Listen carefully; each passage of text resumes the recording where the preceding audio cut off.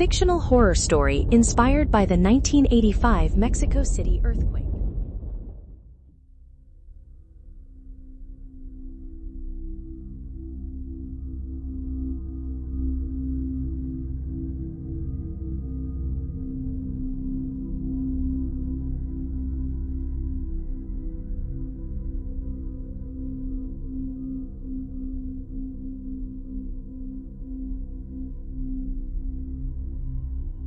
Aftermath of one of the most devastating earthquakes in history, a rescue worker made a chilling discovery amidst the ruins of Mexico City in 1985.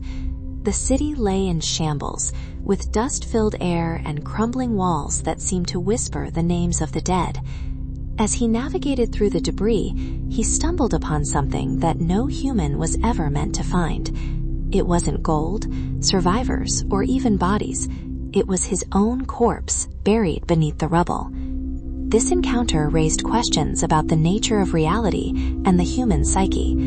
Some attributed the experience to trauma, while others speculated that the earthquake had torn open a rift in time, allowing two versions of the same person to coexist. The most unsettling part, however, was the rescue worker's decision to continue digging, even after confronting his own dead double. As we delve into this haunting tale on 9 Lives of Fear, we invite you to ponder a terrifying question. What would happen if the person waiting beneath the rubble was you? So, dim the lights, keep your eyes peeled for shadows, and join us on this journey into the heart of fear. The morning of September 19, 1985, dawned over Mexico City like any other day, with street vendors hawking their wares, buses rumbling over potholes, and a smog-choked sky that seemed to suffocate the concrete jungle. But at 7:19 a.m., the earth convulsed, unleashing a deafening roar that shattered windows, sent buildings swaying, and swallowed the city whole.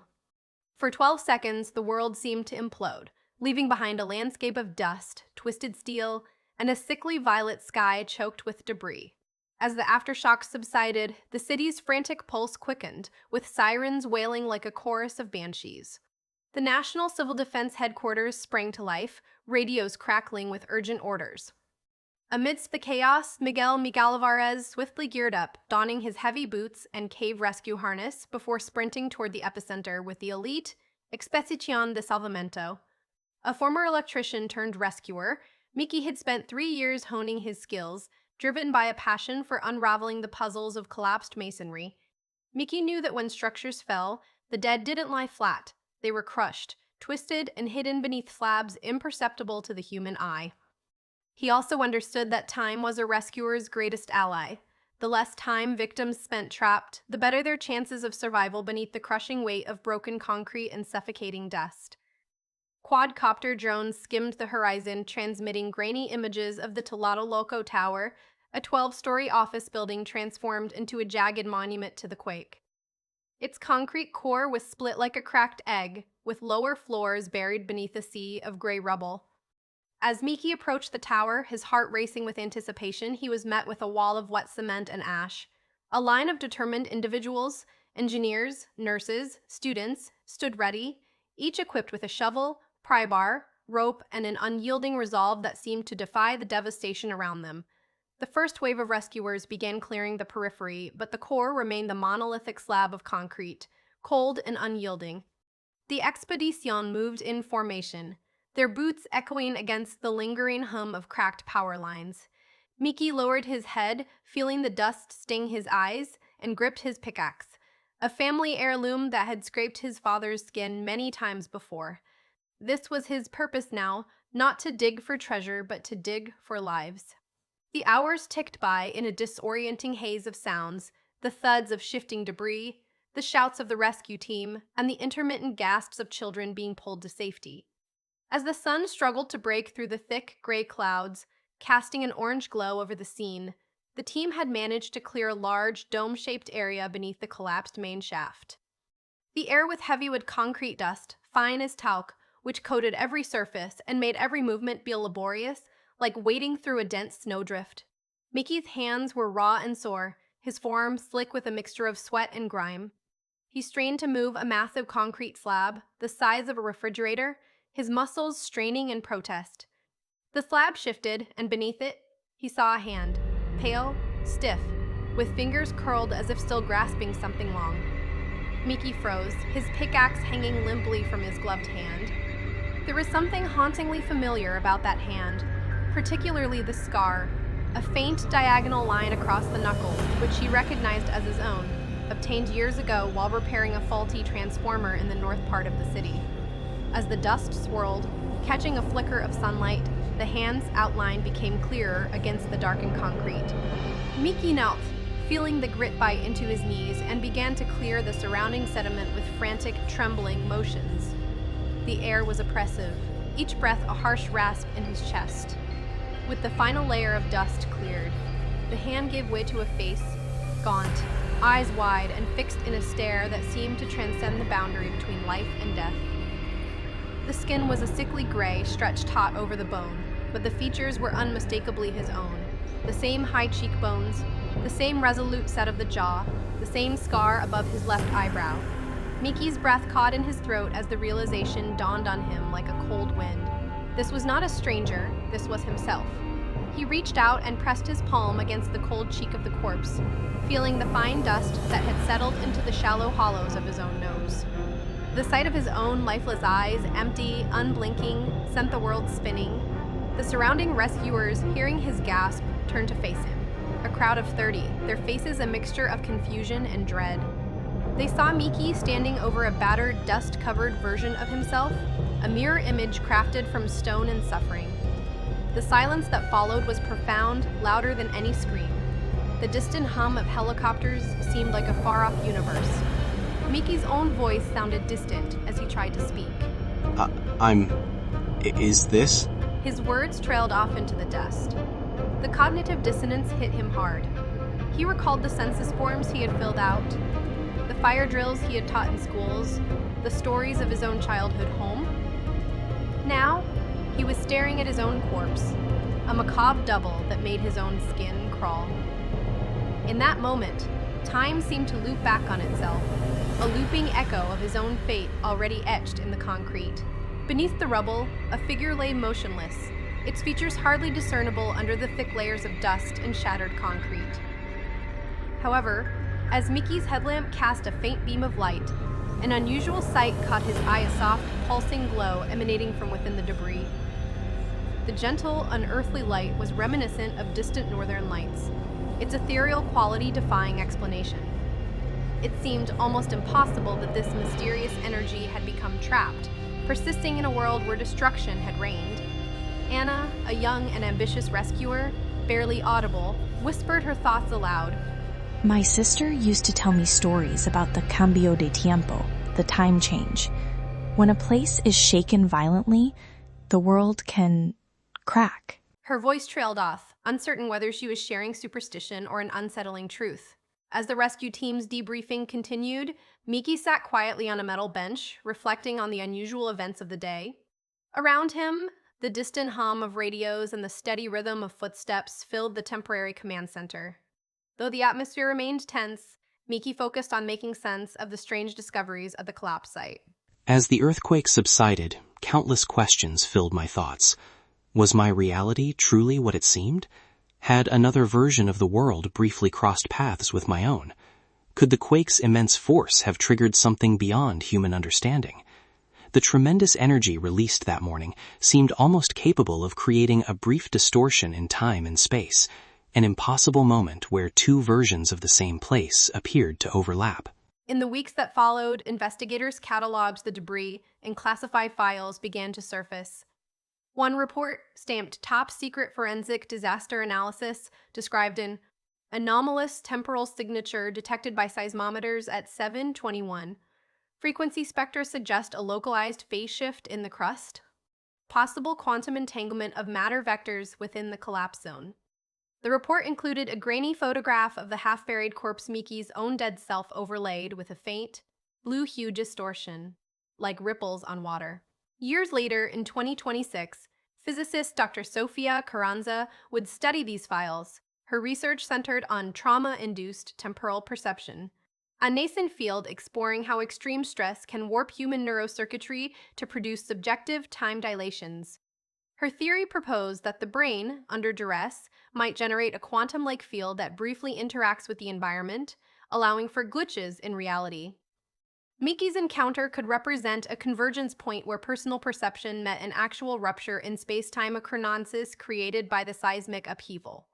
Dr. Carranza would later write in a conference paper, the 1985 Mexico City quake remains the most severe instance of localized space-time deformation observed in civil history. While it is premature to assert that the phenomenon was objective, the convergence of eyewitness testimonies and physical remnants, particularly the duality of Miguel Álvarez, warrants rigorous interdisciplinary study. Amidst the rubble, Miki's team persisted in their desperate dig, now confronted with the grim reality that one of their own lay lifeless beneath the concrete. The weight of this revelation hung heavy in the air, a psychological burden that seemed to suffocate them. Some rescuers averted their gaze, unable to bear the sight of the corpse, while others, like Luis, a seasoned veteran who had endured the 1976 Santiago earthquake, muttered somberly, "You can't win if you're already dead, compa." Miki felt an overwhelming sense of duality, as if two existences were pressing down on him. The living part of him yearned to save more lives, to honor the faint glimmer of hope that still flickered within the chest of his deceased reflection. Conversely, the dead part, a frozen image, forever screamed silently, cautioning him of the abyss that lay ahead. In an attempt to dull the relentless ringing in his ears, a haunting echo of the tremor's aftershocks, Miki tore a strip from his own shirt and wrapped it around his head. With a newfound sense of purpose, Miki pressed his palm against the duality, not to mourn, but to acknowledge that this was his fate, at least in one branch of reality. He whispered resolutely, "I will not become the stone you lie in. I will move." Sleep eluded him, coming only in fleeting bursts. When he finally lay down on a tarp in the makeshift command tent, his mind replayed the haunting image of his own eyes that never blinked again. The distant hollow echo of his own voice seemed to emanate from within him. ¿Qué pasa? What is happening? This eerie whisper seemed to originate from a second consciousness lurking just beneath his conscious thoughts. The next morning, a second earthquake tremor jolted the site, dislodging the slab that held the corpse. This revealed a faint, iridescent shimmer in the dust, a phenomenon akin to the surface of a pond after a stone is thrown. A cold draft swept through, as if a doorway had opened for an instant.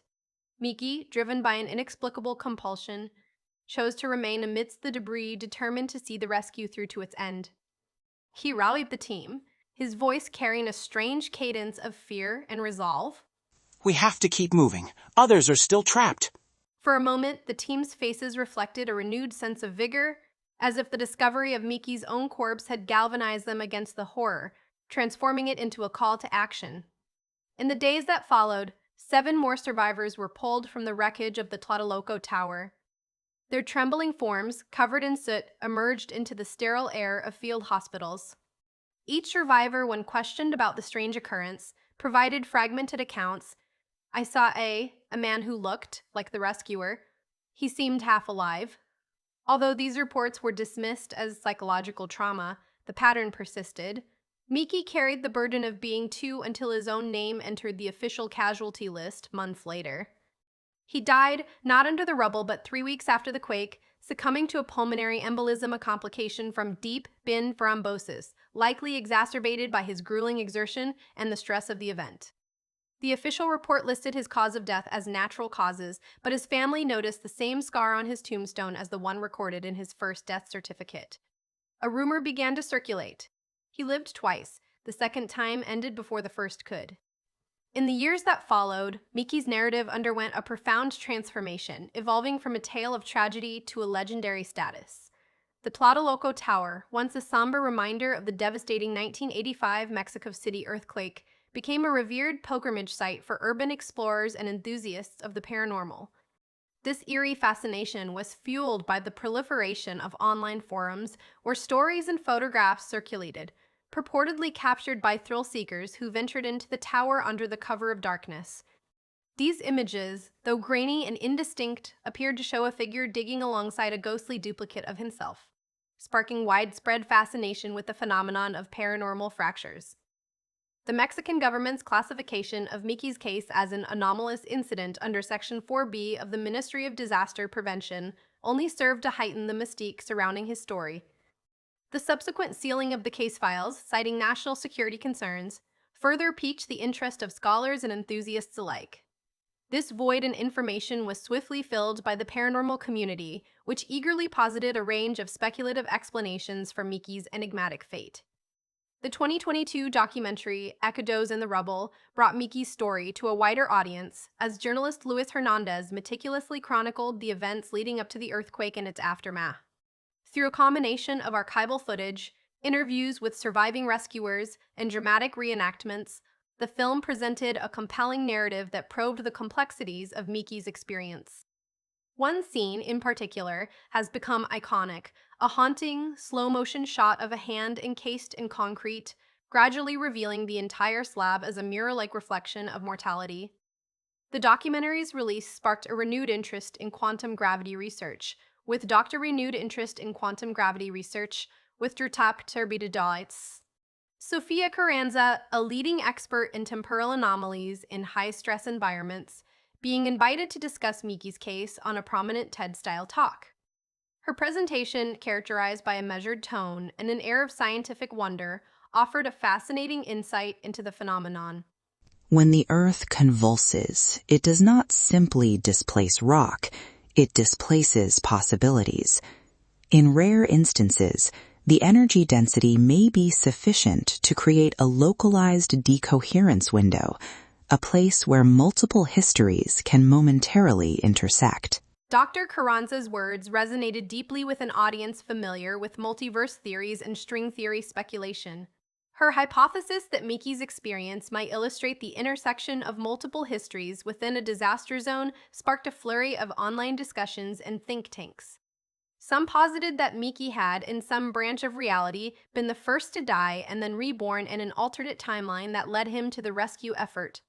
Others proposed that his mind, overwhelmed by cortisol, had produced a hallucination so vivid that it imprinted itself onto the collective memory of the rescue crew. Irrespective of the scientific or mystical explanations advanced, the core of Miki's story remained a poignant and powerful exploration of human mortality. It was a testament to the human spirit's capacity to confront and transcend the boundaries of existence, even in the face of unimaginable tragedy. As a narrative, Miki's tale continues to captivate audiences, inspiring a range of interpretations and reflections on the complex interplay between reality, perception, and the human experience. On a brisk November morning in 2026, Sofia stood before a striking exhibit at the National Museum of Natural History, Cataclysmic Paradoxes, the 1985 Earthquake and the Human Mind. The centerpiece, a glass case, held a small concrete fragment, roughly the size of a human palm, etched with the faint outline of a face bearing an uncanny resemblance to one with a scar above the brow and hollow eyes. Next to it lay a worn, handwritten journal belonging to Miki, discovered in a tin box in his family's attic. As Sofia opened the journal, the brittle pages crackled with age. The final entry, penned in trembling ink, read, "If the Earth's path has folded back on itself, perhaps the only way to navigate it is to keep moving forward, even when the end is in sight. I dig not only for others, but for the part of myself that refuses to stay buried." Maybe someday someone will find this and realize that being a survivor isn't about escaping death, but about carrying it with you, transforming it into a tool, and continuing to dig. As Sofia closed the journal, Miki's words seemed to resonate through the glass, echoing in the quiet hall. The message was a poignant reminder that time isn't a linear journey, but a complex network of tunnels that intersect and sometimes collapse. Visitors passing by paused, some shivering, others furrowing their brows, all grappling with the paradox that a person can be both rescuer and rescued, alive and yet forever frozen in stone. Sofia turned to the security guard and whispered, Mark this case for the next grant. There's something here that warrants further exploration, a convergence of physics, psychology, and perhaps something beyond our current understanding. The guard nodded, his eyes drifting back to the display, where Miki's faint outline seemed to stare back, a mirror for those brave enough to look. In a realm beyond the fragile boundaries of reality, a version of Miguel Álvarez might still be kneeling in the dust, pickaxe in hand, confronting the impossible. This survivor of his own demise continued to dig, searching for someone who might finally comprehend why the earth chose to return him to himself.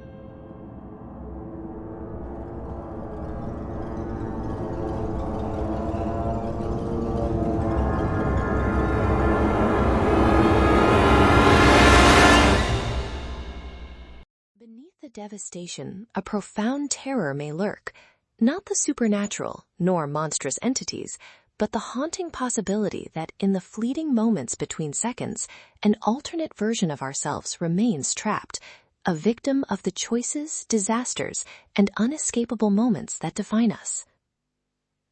Miguel Álvarez's final days were marked by an unbearable weight, the foresight of his own demise. Yet instead of fleeing from this reality, he persisted in his quest, extracting strangers from the shadows even as he stared into the abyss of his own mortality. This resolute spirit may explain why his story endures. At its core, humanity's deepest fear is the confrontation with the person we were destined to become, or the version of ourselves that never emerged. The seismic tremor lasted mere seconds, but for Miki, time may have warped into infinity. Amidst the ruins, perhaps another iteration of him still kneels, pickaxe in hand, delving into the debris for answers that defy human comprehension. If legend holds truth, he might still be searching for us. As the night draws to a close, heed this reminder. Survival isn't always about evading death. Sometimes it's about finding a way to live after confronting the specter of our own mortality. This has been 9 Lives of Fear. Sleep with caution, and be wary of the shadows that lie just beneath your feet. You've survived another tale from 9 Lives of Fear, but don't get comfortable. If the shadows whispered to you tonight, hit like before they whisper again. Share this video with someone who thinks they're brave. Let's see how long their courage lasts. And subscribe, because around here, every click feeds the darkness, and the darkness remembers.